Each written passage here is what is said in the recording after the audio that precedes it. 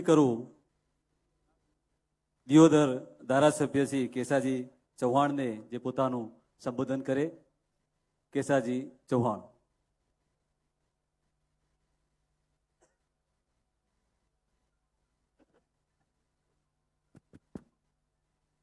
સદારામ બાપુની જબરજસ્ત જય બોલી દો, ઊંઘ બૂઘ ઉડી જાય.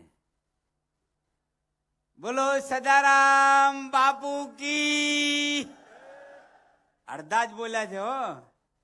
બોલો સદારામ બાપુ કી. ભારત માતા કી. આજે આપણો પ્રજાસત્તાક દિન અને એની મધ્યરાત્રિએ મળેલા આજના આ સંમેલનની અંદર મંચ ઉપર બિરાજમાન સર્વે મહાનુભાવો, અહીં ઉપસ્થિત સમાજના સૌ શ્રેષ્ઠીઓ, વડીલો, ભાઈઓ, બહેનો, યુવાન મિત્રો, પત્રકાર મિત્રો, આજે આપણે આ પ્રજાસત્તાક દિવસે મધ્યરાત્રિએ મળ્યા છીએ. મધ્યરાત્રિએ કેમ મળ્યા છીએ? આપણે તે કહેવત છે કે જાગતાની પાડી અને ઊંઘતાનો પાડો. એટલે હવે આપણે જાગવાનું છે અને આપણે મેસેજ આપવાનો છે કે હવે અમે જાગ્યા છીએ.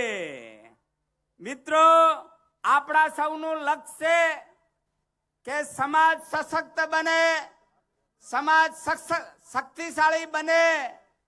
સમાજને જો સશક્ત અને શક્તિશાળી બનાવવો હોય તો આપણે પહેલે આપણી જાતને શક્તિશાળી બનાવવી પડે.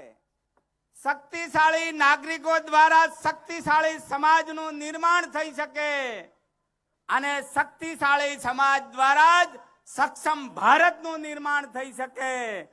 તો સમાજને શક્તિશાળી બનાવી અને રાષ્ટ્રને સશક્ત બનાવવો એ આપણું લક્ષ્ય છે.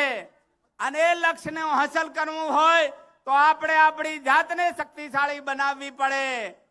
કોઈ કવિએ કીધું છે કે કર ખુદી કો બુલંદ ઇતના, अरे कर खुदी को बुलंद इतना कि तकदीर से पहले खुदा पूछे तुझसे बोल तेरी रजा क्या है. ભગવાને પણ આપણાને પૂછવું પડે. એ તાકાત આપણામાં છે તો આપણી તાકાત એ એકત્ર થાય, આપણી તાકાત એક દિશામાં બને અને સમગ્ર તાકાત લગાડી અને આ સમાજ એ સશક્ત બને, શક્તિશાળી બને. એના માટે આપણે સૌ મળ્યા છીએ.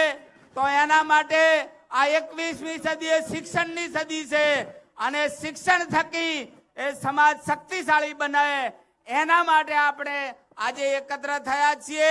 એની સાથે સાથે શ્રીમદ ભગવદ ગીતામાં કૃષ્ણ ભગવાન ખુદે કહ્યું છે કે સમયની માંગને અનુરૂપ જે મનુષ્ય પોતાની જીવન વ્યવસ્થા ગોઠવશે એની હંમેશા પ્રગતિ થશે.